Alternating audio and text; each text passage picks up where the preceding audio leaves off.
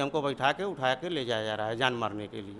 अच्छा काम करने वालों के साथ भी बुरा हो जाता है। मैं गांजा का बिक्री का विरोध किया था यशवंतलाहाट से। सिस्टम में आ जाइए, गांजा का विरोध मत करिए। इंचार्ज कहते हैं कि गांजा का विरोध करोगे, मैंने मैनेज होने से इनकार किया तो हमारे साथ यह हसर हुआ। कि कोई भी प्रमाण हम आप तक प्रस्तुत नहीं करते हैं, बिना कोई हमारा वीडियो ऐसे प्रसारित नहीं होता। तो आपके समाचार पत्र की तरफ से क्या प्रतिक्रिया है आपको लेकर के?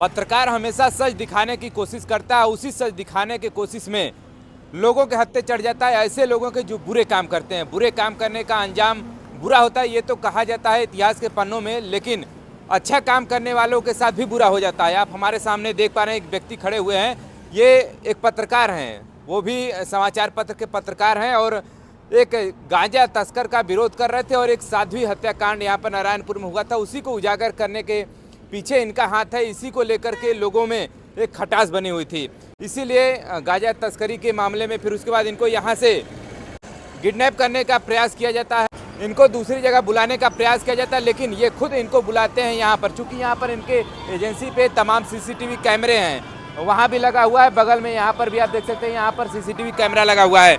चूँकि पत्रकार है, बहुत दिनों से पत्रकारिता कर रहे हैं, इसलिए अनुभव भी इनके पास है कि कुछ इस प्रकार के अगर लोग बुलाते हैं तो उनको कैमरे में कैद भी कर लिया जाए, इसीलिए इनको यहाँ पर बुलाए हुए थे। और थोड़ा सा हम चाहेंगे इस घटना को थोड़ा सा विस्तार से आप बताइएगा, परिचय बताते हुए।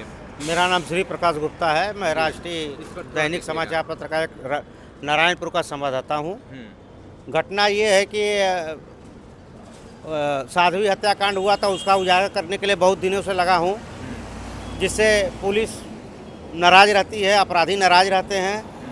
दूसरी घटना जो अनैतिक कार्य होते हैं, अवैध कार्य होते हैं, मैं उजागर करता रहता हूँ। उसी क्रम में मैं गांजा का बिक्री का विरोध किया था यशवंतलाहाट से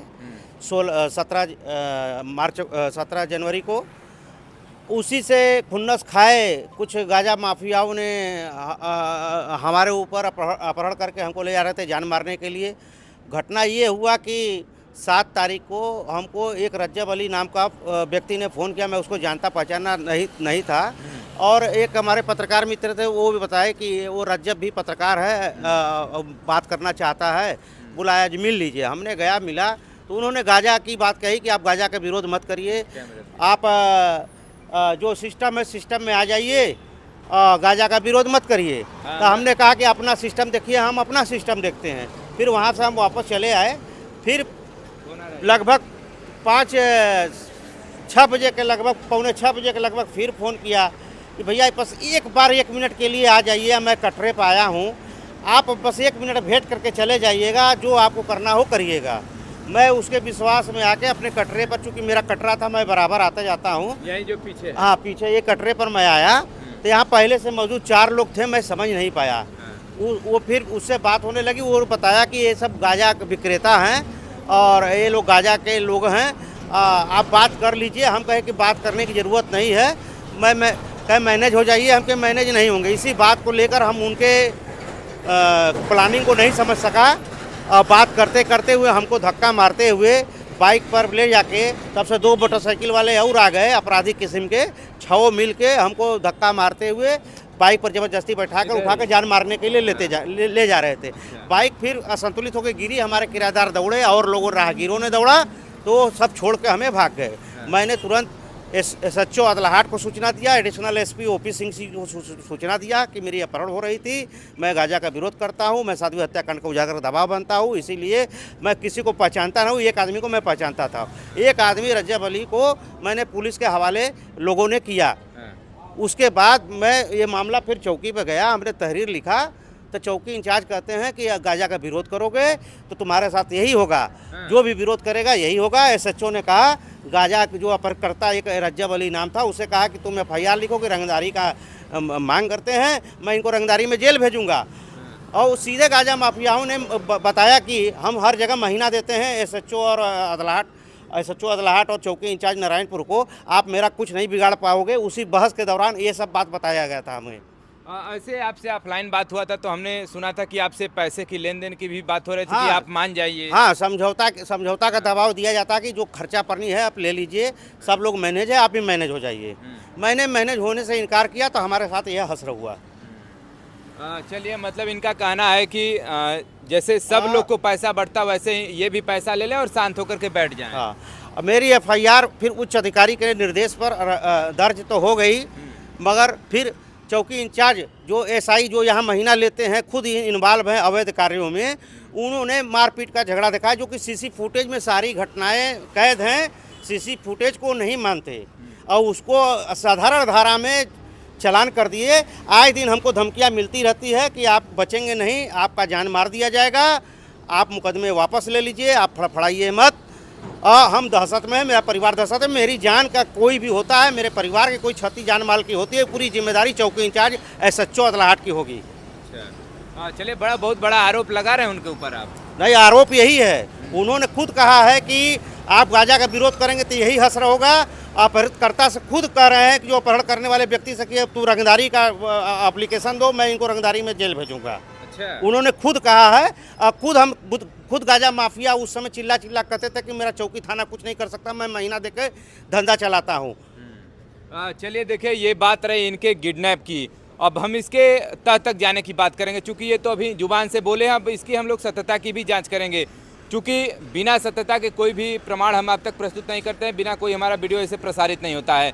तो चलिए, जो इनका जो CCTV फुटेज है उसको हमको दिखाने का प्रयास करते हैं इनके द्वारा कि आखिरकार वो घटना कैसे घटित हुआ था। चलिए, आइए चलते हैं अंदर और स्क्रीन पर उस वीडियो को आपको दिखाते हैं। तो देखिए, आप सामने देख सकते हैं स्क्रीन पर जो पगड़ी बांधे हुए हैं शटर के पास में, वो भाई साहब हैं जिनसे हमारी बात हो रही थी। और बाकी देखिए, जो ये बता रहे हैं कि तस्कर हैं, अभी देखिए 2 बाइक से और सवार आ गए। क्यों भाई साहब, यही दोनों हैं ना? यही दोनों हैं। हाँ, यही दोनों हैं। अच्छा। ये सब 6 लोग हो गए। अच्छा। हम समझ नहीं पाए, मैं अकेले आया था कि अकेले बात करेगा कुछ। अच्छा। और उसके बाद ये धीरे धीरे लोग भीड़ जुटने लगे, हमको धमकाने चमकाने लगे और कहने लगे कि मैं थाना चौकी सब मैनेज करके चलता हूँ, आप ही मैनेज हो जाइए। मैंने इनकार किया। उसके बाद ये सब हड़काना धमकाना कि इतना गोली मारूंगा कि पता नहीं चलेगा। अच्छा। बहुत चीज़ धमकियाँ दिए हैं कि तुम बच नहीं पाओगे, यही सब कहते रहे। अब बात करते करते हमें उठा ले जाने का, जान मारने का प्रयास किया पकड़ करके, मगर किसी तरह बच गए हम। चलिए, अभी देख रहे हैं कितना समय तक ये वार्ता होती है यहाँ पे? बस 2-3 मिनट बाद, 1-2 मिनट के बाद हमारे साथ घटना हो जाती है। चलिए, देखिए, जैसा भाई साहब बता रहे हैं कि देखिए 6 व्यक्ति आकर खड़े हो गए यहाँ पर, और जो पगड़ी बांधे हुए ये भाई साहब खड़े हैं और इनसे गाली गलौज चल रही है और धमकाने का प्रयास और जान से मारने का प्रयास इसमें लगातार चल रहा है, जैसा कि इनका कहना है। देखिए किस प्रकार से, देखिए हाथापाई भी देखिए अब स्टार्ट हो गई। देखिए, पकड़कर खींचने का प्रयास। कहाँ लेकर जा रहे हैं ये आपको? ये अपहरण कर रहे हैं, बैठा रहे हैं जबरदस्ती बाइक पर। अच्छा। कह रहे हैं कि ले चलो इसको, हम उधर इसका आज काम तमाम कर देता हूँ। ये बहुत बड़ा पत्रकार बनता है, बहुत ज़्यादा बोलता है और विरोध करता है लोगों का। ये ज़बरदस्ती हमको बैठा के उठा के ले जाया जा रहा है जान मारने के लिए।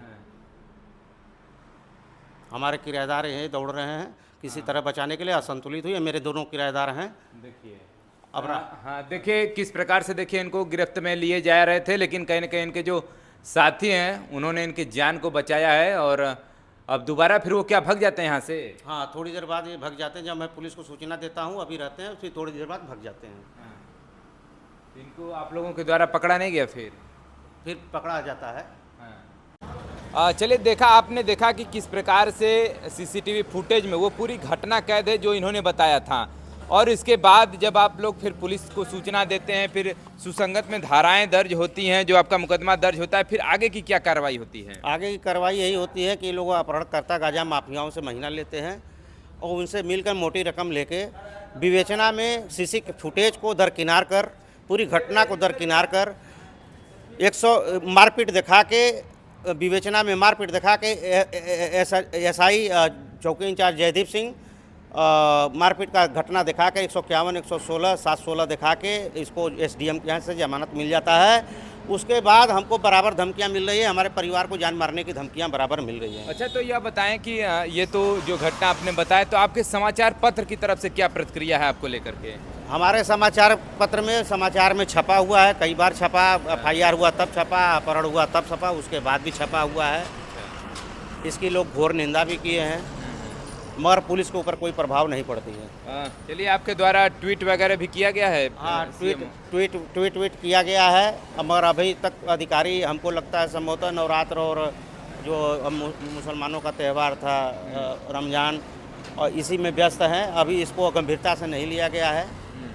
मेरी मांग है कि इसकी निष्पक्ष जांच हो और दोषी जो भी SI SHO हों, अपराधी हों, उनके ऊपर कार्रवाई हो। चलिए, देखिए, भाई साहब ने कहा, भाई साहब का आपने इस घटना को देखा कि किस प्रकार से ये गलत के खिलाफ अंगुली उठाते हैं तो इनको जान से मारने की धमकी दी जाती है। हो सकता है हमको भी कहीं ना कहीं धमकी अब आगे से मिलने लगे, जिस प्रकार से हमने इनको कवर किया है। तो जैसा कि इन्होंने कहा कि तमाम इनके द्वारा आरोप लगाए जा रहे हैं कि पुलिस ने उस सुसंगत धारा में मुकदमा न दर्ज करके उसे हल्के धाराओं में दर्ज करके उनको कहीं ना कहीं, जैसे यहाँ से जमानत मिल गई SDM से, तो इनके ऊपर जान माल की भी खतरा है। तो इन्होंने आगामी भविष्य में सुरक्षा की मांग भी की है।